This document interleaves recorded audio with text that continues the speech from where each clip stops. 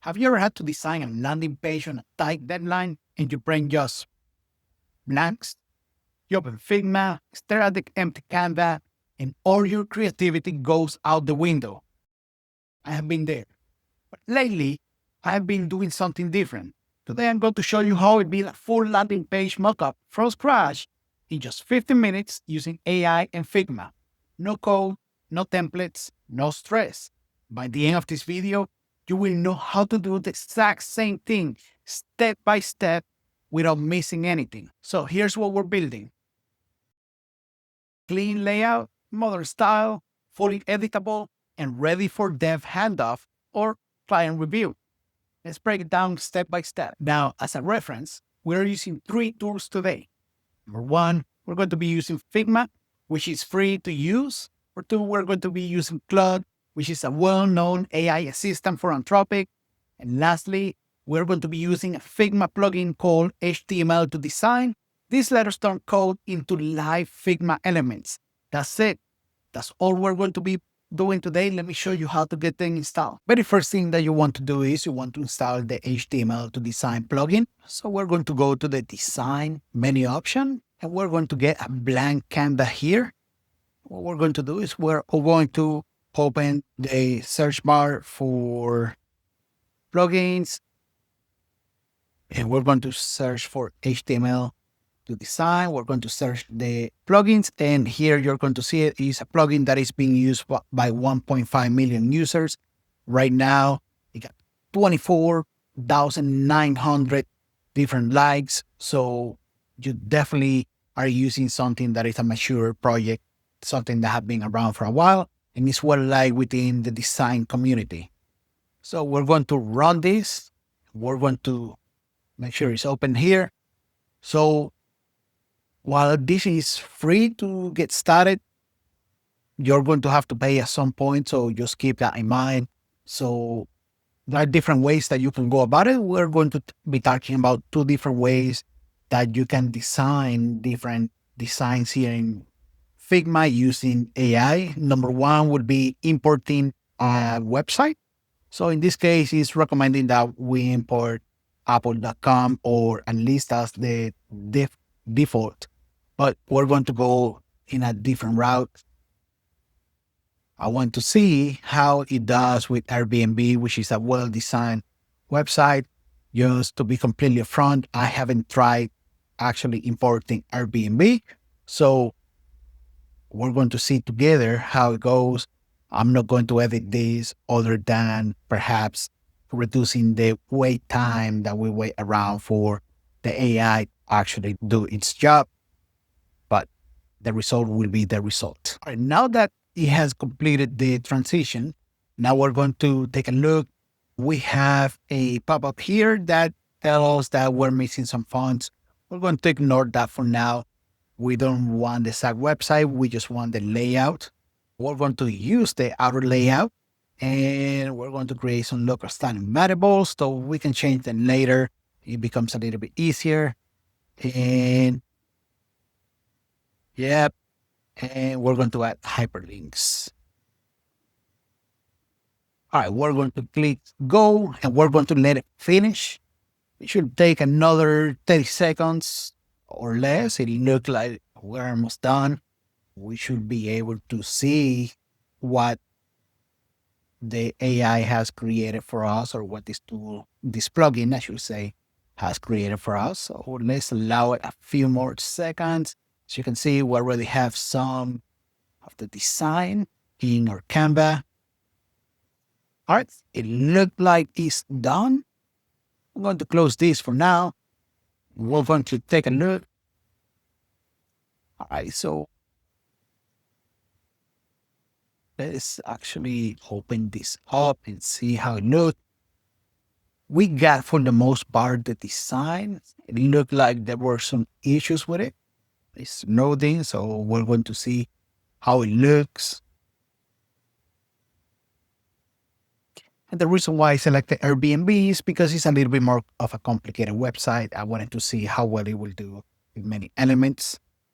All right, so it looked like we actually have something workable.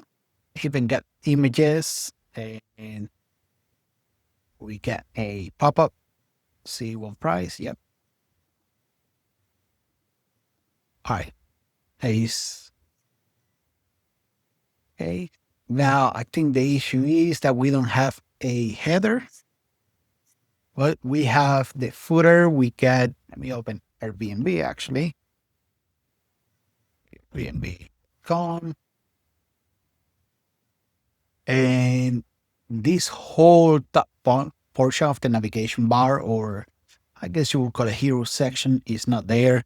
As you can see, this is the pop-up that we get there, but we got pretty much everything else in this. Okay. Yeah. I think it did pretty well. Now, it, okay, yeah, it took us back to Airbnb. Sorry. All right. Now, if we go back and we want to make any edits, let's right. And we want to make any edits. Let's say that we want to change the text here. All we have to do is double click on it. We can edit the link. But what we actually want to do is we want to edit the text. And all we have to do is just double click on it and edit it just like any other design layout that you have used before. Great homes in California. Then we can take this and move it so it goes stays in line. Yep. And there you have it. You have a fully functional Figma design. Now, what if you want to take this one step further and actually get it to connect with Claude to use their MCP? Now, if you haven't heard about MCPs, MCPs is basically you are connecting your Figma design or your tool with AI tools. Is basically the API connection for LLMs, large language models, that allow tools like Cursor, Claude, ChatGPT, and others to connect with other tools out there to be able to execute functions. I have recorded many videos throughout the last few months on MCPs, and you can go back and watch them. I have explained what MCPs are, but the magic of this specific MCP is that you can go to an LLM like Claude and tell Claude exactly what you want to be designed on Figma, and it can trigger the MCP so it can design in Figma, but just by typing into the LLM. Similar to how you will do with both the new Repli agents, Lovable, and other AI coding tools. It's just that this one is for design, and then you can go and make changes to this design as you want. Perhaps if you want to take a step further, then you can import those designs into both Lovable and other AI coding tools that have those capabilities available. This is the best of both worlds. Let me show you exactly how you can connect this plugin to an MCP server. All right, let's proceed with the installation. What I'm going to do is I'm going to go back, get the plugin, going to open the plugin, and I'm going to go to the MCP option. We're going to enable the MCP, status is connected. And what we want to do is we want to go here to the, not to the, to the how to configure. We're going to copy this script for Claude, which is the AI platform that we're going to be using. We're going to close this and we're going to bring Claude up. We're going to go to settings and we're going to hit edit configuration. We're going to hit the Claude desktop config. And if you don't know how to get all of this done, I have created a video. I will leave you the link down in the description below. And that will tell you step by step on all the requirements that you will need to be able to install MCP servers into Claude. So we're going to take all of this. We're going to paste the script that we had taken from before. Let's make sure, yep, we're good to go. I'm going to close this, going to close this, going to close this. It's really important that you quit Claude and relaunch it again. That way, the MCP server comes live, available to you. I'm going to bring this back up here for us to be able to use. Just stand all the way. We're going to close this. We don't need it.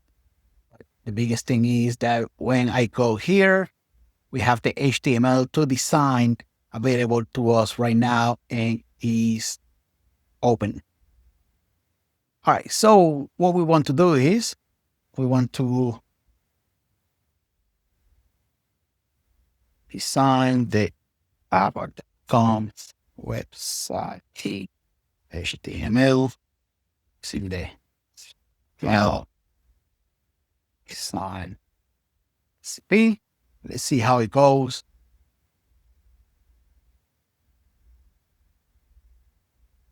All right. So you can see he's importing the HTML from the Apple website. And let's see how it goes. Just give it a moment.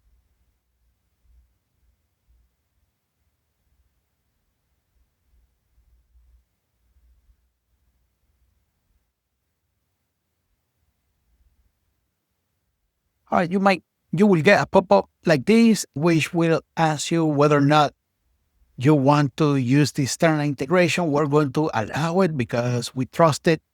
At least I do. And we're going to let it go. It says that it's not connected to the MCP yet. Connect MCP to MCP plugin. In the meantime. So let's troubleshoot this and see what happened because I can see that it's definitely connected. Perhaps we go again. Yeah, it is connected. So let's run it again. It looks like it's working. So we will need to allow a few moments to write out the HTML. We're going to actually go back here. Yeah, it's connected. And I'm in the free version if you hadn't noticed. So this is not something that you will need to be on the paid version. Okay. All right. It's connected now. That might have been it.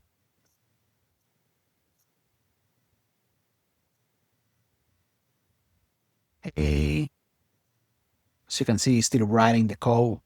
So we will allow a few more moments to get through it. And we will be back here once it's done. All right, now after a few minutes, it looked like it's done. So what we're going to do is we're going to head back to Figma. And as you can see, we got the next screen, which tells us that there is a design ready to be added to the Canva. We're going to click go. We're going to close this. And as you can see, we have something resembling the Apple website. I would say that it's not completely Apple website. Definitely not.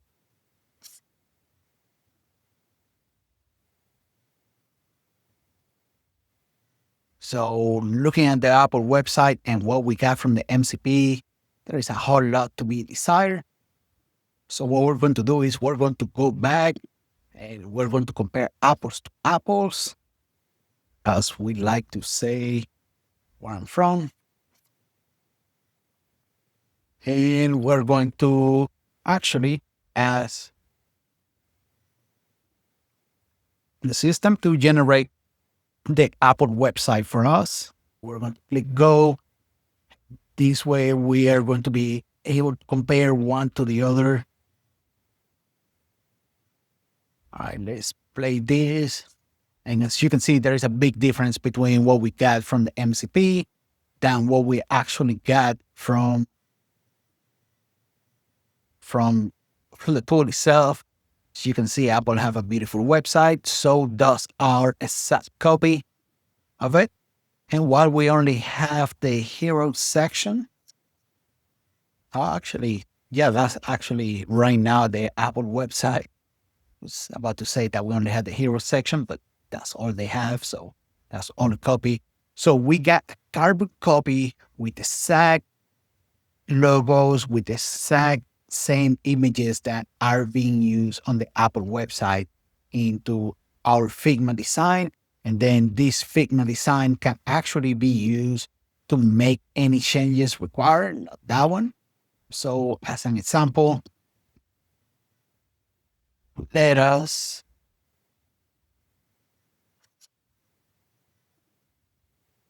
introduce our broadest design ever. We're going to make this a little bit bigger, center it. Yep. And we can make any changes we want from here. We can take this design, import it into Bolt, Lovable, or any other tool that actually allow you to bring in any Figma design. And from there, you can make any changes, launch as a website, or do whatever you want. Now that I say that out loud, I gotta say, this might be the beginning of actually creating carbon copy websites, which might become problematic because people that don't necessarily follow the law might use these to do sketchy things. So take that with a grain of salt. If you're thinking about it, please don't. I don't want to fall for that. Pretty sure none of you want to fall for it either. With that being said, this is the end of this video. I hope that I got you some knowledge and that you can use this in great ways. However you use it, please let me know down in the comments below. I'm really interested in knowing how you're going to use these, what are the use cases, and perhaps I can feature one or two of those use cases to benefit the whole entire community. But with that being said, thank you for watching. I hope to see you in the next video.